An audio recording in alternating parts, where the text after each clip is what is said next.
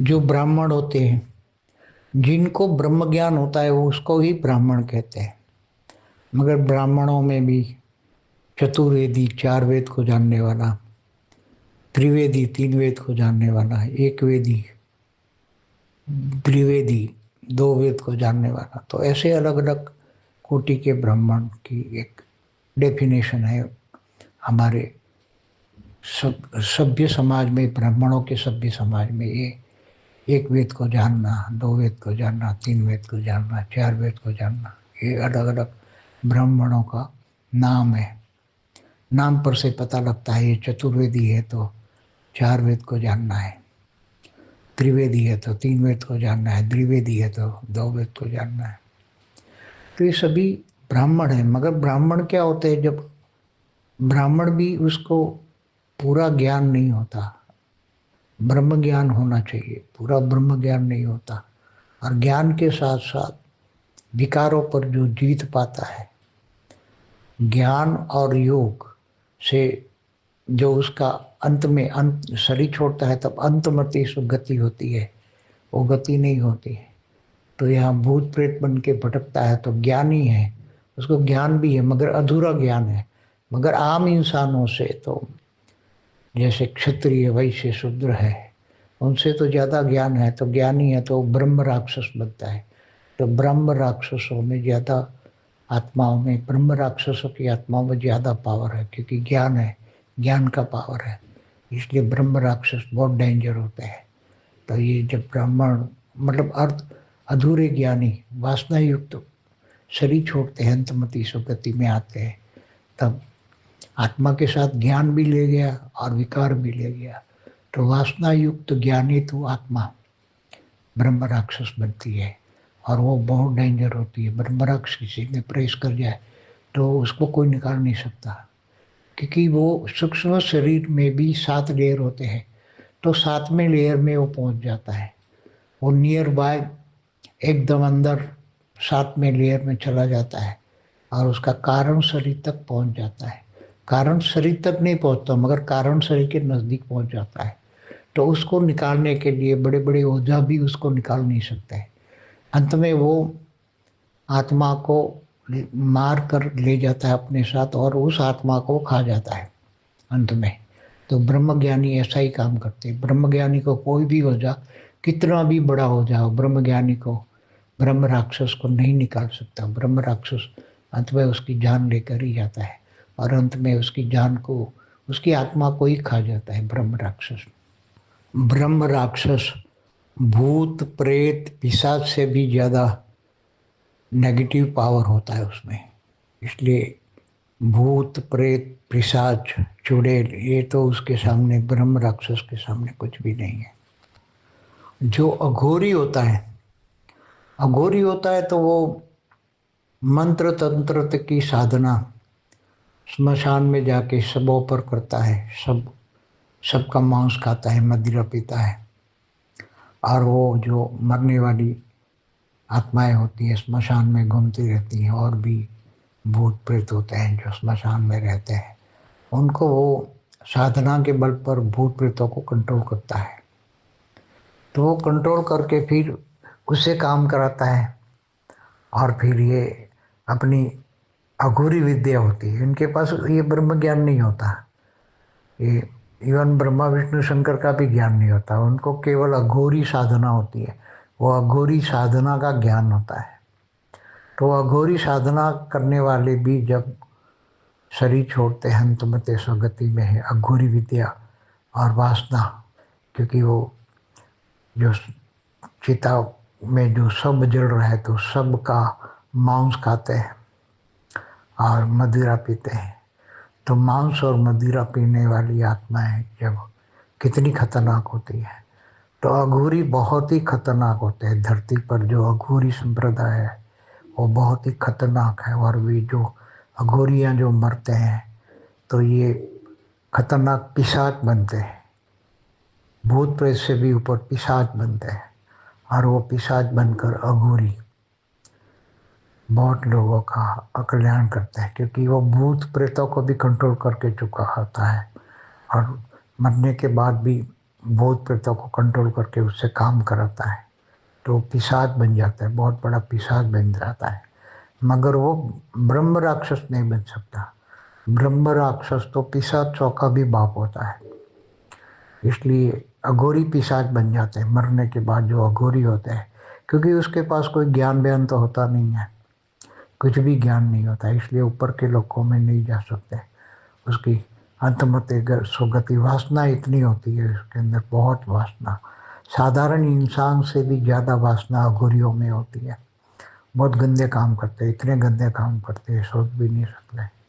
इसलिए जो ये अघोरी संप्रदाय है, ये धरती पर बहुत बड़ा श्राप है। धरती पर अघोरी संप्रदाय बहुत बड़ा श्राप है। और जो, क्योंकि वो ज़्यादा शंकर तक मानते हैं, शंकर की भी उपासना तो नहीं करते, उपासना तो भूत प्रेतों को कंट्रोल करने के लिए उसकी जो विधि होती है, मंत्र तंत्र होता है, वो करता है और भूत प्रेतों को कंट्रोल कर लेते हैं। बाकी और कुछ होता नहीं है। उसके पास महादेव का भी ज्ञान नहीं होता है, ब्रह्मा विष्णु शंकर का तो छोड़ो, महादेव का भी नहीं होता है। इसलिए बहुत डेंजर होता है। अज्ञानी मतलब उसको एकदम शुद्र टाइप के, एकदम थर्ड क्लास क्वालिटी की आत्मा कहेंगे, आत्मा भी नहीं कहेंगे, ये तो जानवर में सब है। तो ये सब बहुत डेंजर होता है। ये सभी जो पिशाच बन जाता है, तो पिशाच वाली जो आत्मा है, पिशाच की आत्मा में जब कभी कभी बहुत पावरफुल आत्माएं भी पिशाच बन जाती हैं, उसके आवरण में विषय विकार वासना बहुत होती है, अघोरी बनता है, तो वो पिशाच बन जाता है। तो ऐसी पिशाच वाली आत्माएं फिर सूक्ष्म में ऊपर चली जाती है और अनेक भूत प्रेतों को वो खा जाती है, और अनेक भूत प्रेतों को खाकर वो बहुत बड़ा पिशाच बन जाता है। तो ये 2 3 4 किलोमीटर तक ऊपर, 3 किलोमीटर तक तो वो जा सकता है, इसके ऊपर नहीं जाता, क्योंकि वो ब्रह्म राक्षस है। ब्रह्म राक्षस जितना ज्ञानी नहीं होता। ब्रह्म राक्षस को ज्ञान होता है, इसलिए ऊपर 100 किलोमीटर नहीं होता। ब्रह्म राक्षस को ज्ञान होता है, इसलिए ऊपर 100 किलोमीटर, 200 500 किलोमीटर जाता है।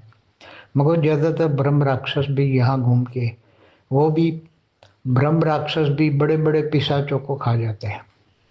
भूत प्रेत पिशाच भी खा जाते हैं ब्रह्म राक्षस। अब ब्रह्म राक्षसों और ये पिशाचों की आयु, भूत प्रेत तो साधारण रूप में नीचे रहते हैं, 2 3 किलोमीटर से ऊपर नहीं जाते, मगर पिशाच भी धीरे धीरे बहुत पावर बन जाता है, तो 8 10 किलोमीटर ऊपर जाता है, मगर उसको ज्ञान नहीं होता पिशाचों को, केवल एक भूत प्रेतों को खा जाता है। इसलिए भूत प्रेतों को खाने के लिए वो 2 3 किलोमीटर तक ही रहते, ज़्यादा नहीं जाते ऊपर।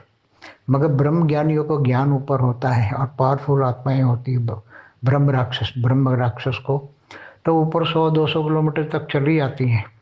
बहुत आत्माओं को वो खा जाती है ब्रह्म राक्षस भी। ब्रह्म राक्षस ज़्यादातर पिशाचों को खा जाता है। उसको पता लगता है कि ये पिशाच वाली आत्माओं में बहुत भूत प्रेत खाए, तो उसमें पावर है पिशाच में, तो वो ब्रह्म राक्षस पिशाचों को खा जाता है। और उसकी पिशाच और ब्रह्म राक्षसों की आयु ये कल प्रलय तक होती है। कल प्रलय में भी वो, उसकी आत्मा नहीं मरती। कल प्रलय में भी आग में जलते हैं। कल प्रलय में पूरे तीनों लोक में आग जलती है, नीचे 7 पाताल लोक में भी आग जलती है। तो ये ब्रह्म राक्षस भी उसका जलकर उसकी आत्मा रह जाती है, तो भी वो कल प्रलय में भी वो उसकी आत्मा जलकर, क्योंकि आत्मा का विनाश नहीं होता, मगर उसमें जो शरीर है, शरीर सूक्ष्म शरीर में भी आग लगती है। भूत प्रेत सभी, भूत प्रेत पिशाच ब्रह्म राक्षस सभी के शरीरों के जलकर अग्नि तत्वों में कन्वर्ट हो जाते हैं। तो अग्नि से फिर आत्मा निकल जाती है आग की प्रलय से। आग प्रलय, कल प्रलय में आग प्रलय होता है, काल अग्नि होती है, तो वो आत्मा निकल जाती है। फिर वो आत्मा के उसके आवरण सब जल के भस्म हो जाते हैं। तब वो जलकर भस्म, जो काल अग्नि में जलकर भस्म होता है, तो आत्मा के ऊपर के आवरण सारे जलकर भस्म हो जाते हैं। तब आत्मा एकदम थोड़ी रिफाइन हो जाती है। उसके आवरण खत्म होने से वो आत्मा निराकार रह जाती है, और आत्मा निराकार बनकर पावरफुल होती है, तो ऊपर के लोकों में भी चली जाती है। इसलिए ये कल प्रलय तक उसकी आयु होती है भूत पिशाचों की। फिर कई भूत तो आग में जलकर भस्म हो जाते हैं, उसमें आत्मा पावर नहीं होती। मगर जो परम तत्वों की भी आत्मा है, परम आकाश की, परम वायु, परम अग्नि की आत्मा है, तो भी अग्नि में नहीं जल सकती आत्मा, तो फिर यहाँ ही रहती है। कल प्रलय में आत्मा यहाँ ही रहती है, मगर निराकारी स्टेज में वायुमंडल में घूमती रहती है आत्मा। ये सभी आत्माएं जो परम तत्वों की है या परम राइट की है, तो सभी आत्माएं कल प्रलय में ऊपर के लोकों में नहीं जा सकती, तो नीचे जलकर निराकार रूप में सभी आत्माएं निराकार रूप में रहती। शरीर जल जाता है, चाहे स्थूल शरीर हो, सूक्ष्म शरीर, सभी को काल अग्नि आग लगती है कल प्रलय में। विष्णु सूर्य में प्रवेश करके 12 सूर्य की रोशनी करता है कल प्रलय में, तो 12 सूर्य की रोशनी में जल के उसको भी काल अग्नि ही कहेंगे, अग्नि नहीं कहेंगे, काल अग्नि। इतनी पावरफुल अग्नि होती कि जलाकर भस्म कर देती। मगर आत्मा, जिनकी आत्मा परम तत्व के परम लाइट की बनी है, वो आत्मा का विनाश नहीं होता, क्योंकि काल अग्नि भी उसकी आत्मा को नहीं जला सकती। काल अग्नि हल्की आत्माओं को जला सकती है, मगर आत्माएं निराकारी रूप में वो रह जाती है, उसके जलकर उसके विक्रम में नाश हो जाते हैं, मतलब आवरण चले जाते हैं, जलते बहुत दुखी होते हैं, जलते काल अग्नि में जलते हैं। भूत प्रेत पिशाच ब्रह्म राक्षस जो भी हैं सूक्ष्म जगत में, चाहे देवता भी जलते हैं, तो देवता भी जलते हैं, जो ऊपर के लोक में देवता नहीं जा सकते। स्वर्गलोक में भी जब काल अग्नि पहुँचती है कल प्रलय में, तो देवता भी जलते हैं। तो देवता उसका सूक्ष्म शरीर, जो देवताओं का 3 तत्वों का शरीर होता है, तो वो शरीर सूक्ष्म शरीर जल के अग्नि तत्वों में परिवर्तन हो जाती है, आत्मा बच जाती है। आत्मा अगर पावरफुल है तो बच जाती है, परम तत्व की है तो बच जाती है। देवताओं की आत्मा ज़्यादातर परम तत्वों की होती है, और कभी कभी परम लाइट की भी होती है। तो ये सभी चक्र चलता ही रहता है। ये सभी अर्ध प्रलय प्रलय में भी वो आत्माएं सूक्ष्म शरीर में रहती है। स्थूल शरीर का विनाश हो जाता है तो सूक्ष्म में, अर्ध प्रलय में सूक्ष्म में रहती है आत्माएं। तो फिर जब जब उनको लगता है कि सतयुग तथा द्वापर कलयुग में, तो ऐसी आत्माएं फिर दोबारा वासना युक्त आत्मा होती है, तो कलयुग में धरती पर आती है और जन्म लेती वासना युक्त आत्माएं। तो और अच्छी आत्माएं बन जाती हैं, वो पर सूक्ष्म में जाके सुधर जाती हैं, कुछ ज्ञान लेती, सूक्ष्मतम में भी दूसरे लोक में, बुभुर लोक में जाती है, तो वहाँ ज्ञान होता है कई जगह, तो ज्ञान लेती है सूक्ष्म जगत में, तो फिर ऊपर के लोकों में भी जा सकती है। तो ये सूक्ष्म जगत की आत्माओं का अपना अपना ओन ड्रामा है।